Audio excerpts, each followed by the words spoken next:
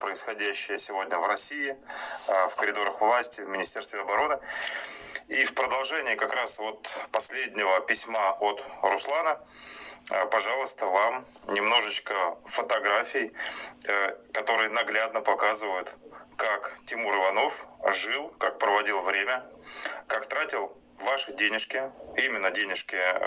россиян, которые он получал из бюджета Российской Федерации, честным и преступным способами.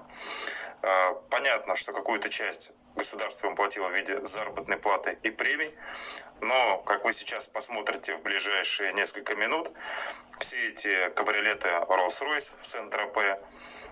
частные вертолеты, поездки практически по всем самым богатым, самым дорогим странам мира,